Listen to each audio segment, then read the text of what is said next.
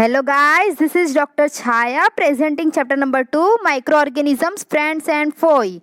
Part 1 and part 2 of these chapters are described in the description box. You can see from there.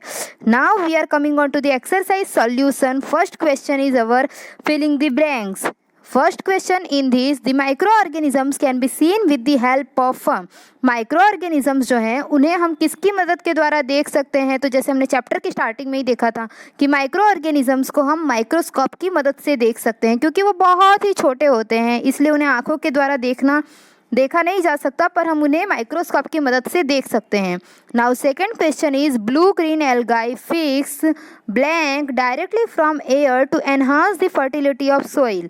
जो blue green algae होती है कि वो हवा में से ज़मीन में क्या फिक्सअप करती है। तो जैसे हमने आपको याद होगा तो लेज्यूमिनस प्लांट में एक राइजोबियम बैक्टीरिया और ब्लू ग्रीन एल्गाई जो ज़मीन के अंदर होते हैं वो हवा में से नाइट्रोजन को ज़मीन में फिक्सअप करते हैं और फिर वो जो रहता है वो लेज्यूमिनस प्लांट उसको ऑब्जॉर्ब करता है और उसकी प्लांट की वृद्धि होती है। तो क्या फिक्सअप किया था उन्होंने ज़मीन में? नाइट्रोजन फिक्सअप किया था। Now third question is alcohol is produce with the help of what. तो अल्कोहल किससे प्रोड्यूस होता है? इसके लिए हमने एक एक्टिविटी की थी, अगर आपको याद हो तो। एक्टिविटी में ऐसा था कि हमें एक बीकर में पानी लेना था, उसमें 2 चम्मच शक्कर डालना था और कुछ आधा चम्मच यीस्ट डालना था, फिर 4 से 5 घंटे उसको रखना था। और अगर 5 घंटे के बाद हम उसमें ऑब्जर्व करते हैं तो जो यीस्ट रहता है वो शुगर को अल्कोहल में कन्वर्ट करता है। तो अल्कोहल में शुगर को किसने कन्वर्ट किया? तो यीस्ट ने कन्वर्ट किया था। तो यहाँ पे आंसर क्या आएगा? Yeast. Now fourth question is cholera is caused by blank. तो कोलेरा किससे होता है? तो कोलेरा बैक्टीरिया से होता है। Now we are coming to the question number 2, take the correct answer. Now first question is yeast is used in the production of what. तो yeast जो है वो किसके प्रोडक्शन में उपयोग होता है? तो अभी हमने जैसे सेम एग्जांपल जो हमने ऊपर देखा, तो यीस्ट किसके प्रोडक्शन में हेल्पफुल हुआ था? तो अल्कोहल की प्रोडक्शन में। Okay, for that here is answer is what? Alcohol, option number 2। Now second question is the following is an antibiotic. इसमें से ऐसा कौन सा है कि जो एंटीबायोटिक है? एंटीबायोटिक मतलब क्या? वो माइक्रो ऑर्गेनिजम्स जो हमारे फ्रेंड्स हैं, जो हमें डिसीज से प्रिवेंट करते हैं। ओके, और हम पैथोजेंस क्या थे यहाँ पे? पैथोजेंस वो होते हैं कि जो हमें डिसीज प्रोड्यूस करवाते हैं, तो वो हमारे दुश्मन माइक्रो ऑर्गेनिजम्स होते हैं। इसलिए एंटीबायोटिक्स क्या है? हमारे दोस्त माइक्रो ऑर्गेनिजम्स। उसमें क्या क्या एग्जांपल्स था? पेनिसिलिन, स्ट्रेप्टोमाइसिन, एमोक्सिसिलिन, ये सब इसके एग्जांपल्स है। तो इसमें आंसर क्या आएगा आपका? Second option, that is streptomycin. Now option number 3 is carrier of malaria causing protozoa is. Malaria जिससे होता है उसका कैरियर क्या था? तो हमने क्या पढ़ा था? That is female anopheles mosquitoes. ये जो मच्छर है, मादा एनोफिलीज मच्छर, ये हमें मलेरिया करवाती है। वैसे ही हमने वहाँ पे एक एग्जांपल और देखा था, अगर आपको याद हो तो डेंगू के लिए भी एक वहाँ पे मच्छर का नाम दिया गया था, वो भी आपको याद रखना है। That is female Aedes mosquito. Okay, now we are coming on to the most common carrier. Question number 4, the most common carrier of communicable disease. सबसे पहले कम्युनिकेबल डिसीज क्या होती है ये समझनी सबसे ज़रूरी है। तो कम्युनिकेबल डिसीज वो होती है कि जो बीमारी हवा के माध्यम से, पानी के माध्यम से, खाने के माध्यम से और छूने से होती है, उसे हम कम्युनिकेबल डिसीज कहते हैं। बराबर, तो वो किसके द्वारा होती है? तो इसमें आएगा आपका पहला ऑप्शन है चींटी, दूसरा हाउस फ्लाई, थर्ड एग्नोफ्लाई और चौथा है स्पाइडर। तो हमने क्या पढ़ा था? दैट इज हाउस फ्लाई से होता है। किससे होता है? House fly. Second option house fly. Now we are coming on to the question number 5, the bread और इडली डफ राइजेज बिकॉज ऑफ। क्वेश्चन क्या बोल रहा है कि जो ब्रेड है और जो इडली है उसका जो मेटर होता है वो अपनी सतह से ऊपर क्यों उठती है? तो हम उसमें क्या डालते थे? ब्रेड और इडली में जो क्या रहता है? यीस्ट के सेल रहते हैं, जो क्या करते हैं? उसके मेटर को ऊपर उठाते हैं। इसके लिए भी हमने आपको अगर याद होगा तो एक एक्टिविटीज़ की थी, वो प्रयोग में भी कुछ ऐसा था कि आपको मैदा लेना था, फिर उसके अंदर कुछ पानी डालना था और यीस्ट डालना था, तो जिसके कारण कुछ घंटों के बाद वो मैटर जो है वो अपनी ऊपर सतह से ऊपर आ जाता है। बराबर, तो वो किसके कारण आया था? तो वो यीस्ट की मदद से आया था। Now the six question is the process of conversion of sugar into the alcohol is called. मतलब ये क्या बोल रहा है कि जो हमने शक्कर में से जो अल्कोहल बनाया था यीस्ट की मदद से, उस पूरी प्रक्रिया को हम क्या बोलते थे? तो उस पूरी प्रक्रिया को हम फर्मेंटेशन कहते थे। Okay, now we are coming on to the question number 3, the matching. Okay, now here is what the column 1 and column 2 are here. Now in first column the first question is what? Bacteria. तो bacteria किसके लिए होता है? चलिए हम देख लेते हैं। इसमें है फिक्सिंग द नाइट्रोजन। तो नाइट्रोजन को फिक्स करने के लिए हमने क्या देखा था?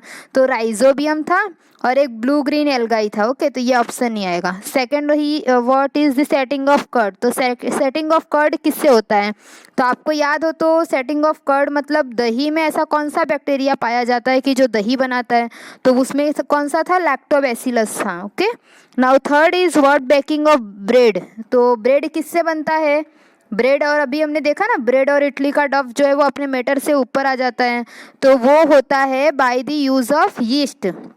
Now causing malaria. मलेरिया किससे होता है? तो मलेरिया जो है वो प्रोटोजोआ नामक से होता है। Now causing cholera. अब कोलेरा किससे होएगा? तो कोलेरा जो है अभी हमने ऊपर के ही फिलिंग द ब्लैंक्स में ही देखा था, तो that is cholera is caused by what? Bacteria. Cholera किससे होता है? बैक्टीरिया से। फिर कॉजिंग एड्स। जो एड्स है वो एक बीमारी है, वो जो होती है वो वायरस से होती है। ओके, ये आपको याद रखना होगा। Producing the antibodies. अपने शरीर में जो एंटीबॉडीज़ जो प्रोड्यूस होती है दैट इज़ व्हाट? कि वो अपने बॉडीज़ में रहती है ऑब्वियसली। और जो एंटीबायोटिक्स जो हम लेते हैं, बराबर बाहर से जो हम एंटीबायोटिक्स लेते हैं, वो भी अपने बॉडी में क्या प्रोड्यूस करते हैं? एंटीबॉडीज़ प्रोड्यूस करते हैं। Okay, now we are coming on to the question answer. That is the first question number 4 is, can microorganisms be seen with the naked eye? If not, how can they can be seen? अगर micro organisms को क्या हम सूक्ष्म छोटी छोटी आंखों से देख सकते हैं? अगर हम देख सकते हैं, अगर नहीं देख सकते तो फिर हम किससे देख सकते हैं? तो answer is what? The micro organisms are too small. वो इतने छोटे होते हैं कि वो नेक आई से तो देख सकते हैं। They can be seen with the, और वो किससे भी देखे जा सकते हैं? तो हेल्प ऑफ मैग्नीफाइंग ग्लास। मैंने आपको बताया था मैग्नीफाइंग ग्लास दैट इज़ बिलोरी कांच से देख सकते हैं, और दी माइक्रोस्कोप से देख सकते हैं। जैसे कि यहाँ पे एक एग्जांपल दिया गया है। ये एग्जांपल अगर आपको याद होगा तो हमने चैप्टर की स्टार्टिंग में एक एग्जांपल ब्रेड का एग्जांपल पढ़ा था, वही एग्जाम्पल यहाँ पे है कि दैट इज़ व्हाट? कि fungus that grows on bread is so small. जो फंगस जो है वो ब्रेड के ऊपर जो उत्पन्न होते हैं, बढ़ते हैं, वो बहुत छोटे होते हैं। That it can be seen with only with the help of magnifying glass और माइक्रोस्कोप। और वो इतने छोटे होते हैं कि वो सिर्फ माइक्रोस्कोप की मदद से और मैग्नीफाइंग ग्लास से ही देख सकते हैं उसे। ठीक है, now we are coming on to the question number 5 is, what are the major group of microorganisms? तो microorganisms के कौन कौन से मेजर ग्रुप होते हैं? तो कितने ग्रुप हमने पढ़े थे? 4 ग्रुप पढ़े थे। Okay, that is our bacteria, fungi and protozoa and algae. Okay, चलो अब हम इसमें देखते हैं कि कौन कौन से हैं। तो सबसे पहले बैक्टीरिया के बारे में देखते हैं। ये इसमें डेफिनेशंस दी हुई है। तो they are the single cell disease causing the micro organisms. ये एकदम एक, इसमें कितने सेल मतलब क्या होता है? मैंने आपको पहले ही बताया था कि सेल जो है वो बॉडी का सबसे छोटा इकाई होता है। ओके, सेल अपने बॉडी का सबसे छोटी इकाई होती है। ये सिंगल मतलब एक सेल हो सकते हैं, या तो फिर मल्टी सेल मतलब बहुत सारे सेल भी हो सकते हैं। पर बैक्टीरिया में सिंगल सेल होते हैं, मतलब बैक्टीरिया के अंदर एक ही सेल होते हैं। And that is what? Causing disease causing micro organisms. ये ऐसी बीमारियाँ उत्पन्न करते हैं कि जैसे माइक्रो ऑर्गेनिज्म से होते हैं। And they can be spiral और रोड शेप। ये इसमें कौन कौन से आकार होते हैं? तो स्पाइरल शेप, जैसे आप फिगर में देख रहे हैं, स्पाइरल शेप के होंगे, या तो फिर वो रोड शेप के होंगे। Now we are coming to the second question is second answer is fungi. That is what? They are the mostly multicellular disease causing microbes. ये मोस्टली तो मल्टीसेल्युलर बहुत सारे सेल होते हैं, किसी किसी में ऐसे भी होते हैं कि एक सेल भी देखने को मिलेंगे, पर मोस्टली जितने बहुत सारे तो ऐसे होते हैं कि जिसमें बहुत सारे सेल देखने को मिलते हैं। अभी उसका एग्जाम्पल तो आपको याद ही है कि ब्रेड मोल्ड्स, हम स्टार्टिंग से ही पढ़ रहे हैं कि ब्रेड मोल्ड्स जो रहते हैं उसके ऊपर फंगाई का प्रोडक्शन होता है। Okay, now third is protozoa. तो प्रोटोजोआ क्या है? तो the mainly include the organism such as the amoeba and plasmodium. उसमें जो मेन जो ऑर्गेनिजम्स होते हैं वो अमीबा है उसका, और एक प्लाज्मोडियम, ये दोनों उसके सबसे मेन एग्जाम्पल है। And they can be unicellular और मल्टी सेल्युलर, उसमें एक सेल भी हो सकते हैं या फिर बहुत सारे सेल भी हो सकते हैं। Now algae, they include multicellular photosynthetic organisms such as Spirogyra, Chlamydomonas etcetera. Algae जो होते हैं वो मल्टी सेल्यूलर, उनमें बहुत सारे सेल होते हैं। फोटोसिंथेटिक ऑर्गेनिज्म मतलब जो प्रकाश संश्लेषण की प्रक्रिया करते हैं, वैसे ऑर्गेनिजम्स होते हैं उनके में जो प्रकाश संश्लेषण की प्रक्रिया कर सकें। तो कौन कौन से ऑर्गेनिजम्स है वो? स्पाइरोगायरा नामक ऑर्गेनिजम्स है, और सेकेंड इज व्हाट? क्लेमाइडोमोनास नामक एक ऑर्गेनिजम्स है। ये दोनों एल्गाई है और प्रकाश संश्लेषण की प्रक्रिया करते हैं। Now we are coming on to the next questions. The question number 6, name the microorganisms which can fix atmospheric nitrogen in the soil. The answer is what? पहले क्वेश्चन समझ लेते हैं कि ऐसे कौन से माइक्रो ऑर्गेनिजम्स हैं कि जो एटमॉस्फेयर वातावरण में से नाइट्रोजन को जमीन में फिक्स करते हैं। तो कौन कौन से थे? हमने याद किया था, याद है? ब्लू ग्रीन एल्गाई और राइजोबियम बैक्टीरिया हैं। चलो अब हम आंसर देखते हैं कि bacteria such as rhizobium bacteria and certain blue green algae, और कुछ ब्लू ग्रीन एल्गाई होते हैं that present in the soil, जो जमीन के अंदर होते हैं, can fix the atmospheric nitrogen, वो एटमॉस्फेरिक नाइट्रोजन को, वातावरण के नाइट्रोजन को जमीन में फिक्स करते हैं and convert it into usable nitrogenous compound, और फिर उसको नाइट्रोजीनियस कंपाउंड में कन्वर्ट करते हैं, रूपांतर करते हैं। This nitrogenous compound can be easily utilize by plant. ये जो ऑर्गेनिजम्स हैं वो प्लांट्स के द्वारा लिए जाते हैं for the synthesis of plants protein and other compound. किसके लिए? प्लांट में प्रोटीन बनाने के लिए और अदर कंपाउंड बनाने के लिए उनका उपयोग किया जाता है प्लांट में। Okay, now question number 7, that is write the 10 lines of the usefulness of microorganisms in our life। मतलब हमको क्या बताना है कि माइक्रो ऑर्गेनिज्म जो है वो हमारे लाइफ में किस तरह उपयोगी हैं, वैसी आपको 10 लाइन बतानी है। ठीक है, मैंने आपको बताया था कि माइक्रो ऑर्गेनिज्म जो है वो हमारे लिए अच्छे भी होते हैं और ख़राब भी होते हैं, तो अब अच्छे किस लिए हैं वो बताना है। चलो देखते हैं आंसर क्या है। Micro organisms are too small, वो इतने छोटे होते हैं कि that can be seen with through naked eyes, जिन्हें हम नेक आइस से देख सकते हैं, मतलब एकदम छोटी छोटी आंखों से। फिर however they are vitals to the plant and the environment, वो हमारे पेड़ पौधे और एनवायरनमेंट मतलब प्रकृति के लिए बहुत ज़्यादा, पर्यावरण के लिए बहुत ज़्यादा ज़रूरी होते हैं। Importance of micro organisms, micro organisms क्यों ज़रूरी है हमारे लिए? तो they are used in wine making, वो जो है वो वाइन मेकिंग मतलब दारू बनाने के लिए उपयोग में आते हैं, बेकिंग बनाने के उपयोग में आते हैं मतलब खाने का सोडा हो गया, पिकलिंग अचार बनाने के लिए, and other food making process, और ऐसे बहुत सारे खाने बनाने के उपयोग में आते हैं। Second one is what? The alcoholic fermentation by yeast is widely used in preparation of wine and bread. जो अल्कोहलिक फर्मेंटेशन होता है, अल्कोहलिक फर्मेंटेशन आपको पता होगा कि दैट इज़ व्हाट, कि शुगर में से हम अल्कोहल में कन्वर्ट करते हैं ईस्ट के द्वारा, बराबर उसकी बात हो रही है। तो this alcoholic fermentation by yeast is widely use, ये जो अल्कोहलिक फर्मेंटेशन है इसका सबसे ज़्यादातर यूज़ कहाँ पे होता है? तो दारू और ब्रेड बनाने के लिए यूज़ होता है।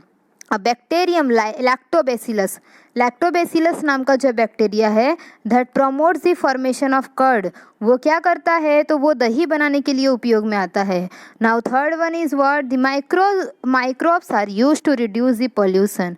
जो माइक्रोब्स होते हैं वो क्या करते हैं? जो हमारे पृथ्वी के ऊपर इतने सारे पॉल्यूशन, जो प्रदूषण है ना, उसको कम करने के लिए उपयोग में आते हैं। फॉर एग्जाम्पल, जैसे कि अगर हम उदाहरण के तौर पे देखें तो decomposers such as bacteria and fungi, ऐसे डिकम्पोजर्स मतलब जो विघटक हैं जैसे बैक्टीरिया हो गए, फंगाई हो गए, ये विघटक क्या करेंगे? That break down the dead bodies, वो क्या करते हैं? जो मरे हुए बॉडीज़ होते हैं, शरीर होते हैं, उनका विघटन करते हैं, उनको और छोटे छोटे टुकड़ों में डिवाइड करेंगे। एंड एक्सक्रेटा मतलब जो पशु पक्षियों के जो मलमूत्र होते हैं वो सबका विघटन करेंगे। And to form the inorganic compound, और उनको अजैविक घटक में रूपांतर करेंगे। Which can be absorb by plants, और ये जब इनको एक अजैविक घटक में रूपांतर करेंगे फिर इनका जो शोषण है वो वृक्षों के द्वारा होता है। चलिए अब चौथा यूज देखते हैं। तो they are use to increase the soil fertility, वो किसके लिए यूज़ होते हैं? तो हमारी ज़मीन की उपजाऊ बढ़ाने के लिए। And bye fixing the atmosphere nitrogen, कि ये जो ज़मीन की उपजाऊ जो है वो किससे बढ़ेगी? तो जो एटमॉस्फेयर में नाइट्रोजन है उसको वो लोग ज़मीन के अंदर फिक्स करेंगे। तो ज़मीन के अंदर फिक्स करने के लिए bacteria, rhizobium bacteria and blue green algae जो हैं वो दोनों इसको ज़मीन में फिक्स करेंगे और जिससे हमारे पेड़ पौधों की वृद्धि होगी। ना उसके बाद क्या है? Microbes also play an important role in the preparation of medicine. जो माइक्रोब्स हैं वो हमारे लिए सबसे ज़्यादा रोल किस में प्रोवाइड करते हैं? तो जो हम दवाइयाँ खाते हैं वो माइक्रोब्स से ही बनते हैं, ठीक है। Now antibiotics are chemical produced by micro organisms to kill the bacteria. जो एंटीबायोटिक्स जो हम खाते हैं वो एक केमिकल प्रोडक्ट है जो किससे बनता है? कि वो माइक्रो ऑर्गेनिज्म से बनता है और वो क्या करेगा कि वो बैक्टीरिया को मार डालेगा, ठीक है। और ऐसे कौन कौन से एंटीबायोटिक्स होते हैं? तो स्ट्रेप्टोमाइसिन हो गया एक, हमको बस एक ये सबसे इम्पॉर्टेंट होता है एंटीबायोटिक, इसलिए हमें बस ये एक एंटीबायोटिक का नाम हम याद रखेंगे, that is what? Streptomycin. For example is an antibiotic. ये स्ट्रेप्टोमाइसिन को हम क्या बोलते हैं? एंटीबायोटिक बोलते हैं। Now certain microbes are also used in the biological treatment of sewage and industrial effluents। ऐसे बहुत सारे माइक्रोब्स भी होते हैं कि जो बायोलॉजिकल ट्रीटमेंट, जो जैविक क्रियाओं में भी बहुत सारे उपयोग होते हैं, जैसे सेवाज में, इंडस्ट्रियल एफ्लुएंट्स में, उद्योग की प्रक्रियाओं को बढ़ाने में, बराबर, ये सब में, और साफ सफाई की प्रक्रियाओं में, ये सब में उनका उपयोग होता है। Now we are coming on to the last question, that is what? Right a short paragraph on the harms caused by micro organisms. अब हमने अभी इसके ऊपर हमने क्या चर्चा की थी कि माइक्रो ऑर्गेनिजम्स के उपयोग क्या क्या हैं। अब हम कौन से क्वेश्चन पे चर्चा करेंगे कि माइक्रो ऑर्गेनिजम्स की हमें क्या क्या नुकसान करते हैं, कौन कौन सी हार्मफुल है हमारे ऊपर, बराबर। अब हम उसका आंसर देखेंगे, the harmful effects of micro organisms, कि वो उनकी कौन कौन सी ऐसी नुकसानकारक असर है माइक्रो ऑर्गेनिजम्स की। तो माइक्रो ऑर्गेनिजम्स कॉज डिसीज इन एनिमल्स, वो क्या करते हैं? पशु पक्षियों में बीमारी देते हैं। तो ऐसी कौन सी है? और वो एनिमल्स में भी देंगे, ह्यूमंस में भी देंगे, प्लांट्स में भी देंगे, जो हमने देखा ही है। ओके, पार्ट 2 में देखा है, अगर आपने नहीं देखा होगा तो you can see that from the description, link जो दिया हुआ है डिस्क्रिप्शन में, बराबर। Now for examples, in humans bacteria cause disease such as tuberculosis, cholera, typhoid etcetera. जैसे कि उदाहरण के तौर पे देखें तो ह्यूमंस में बैक्टीरिया जो हैं वो कौन सी बीमारी देते हैं? तो ट्यूबरक्लोसिस, टीबी की बीमारी होती है, कोलेरा की बीमारी होती है, टाइफॉइड की होती है। ये सारी जो बीमारी है वो बैक्टीरिया के द्वारा होती हैं। इन कैटल, अगर हम पशुओं में देखें तो जो फुट और जो पैरों में और जो मुंह में जो बीमारी होती है वो किसके द्वारा होती है? तो वायरस के द्वारा होती है। Also several microbes cause disease in plants, और ऐसे बहुत सारे माइक्रोब्स होते हैं कि जो पेड़ पौधों में भी बीमारियां लाते हैं। For example the productivity of the wheat, orange, Apple etcetera. जैसे कि हम देखें तो गेहूँ के उत्पादन में, संतरा के उत्पादन में, सेब के उत्पादन में, वो सब में होती है, बराबर। And etcetera is reduce to microbial disease in plants, बराबर।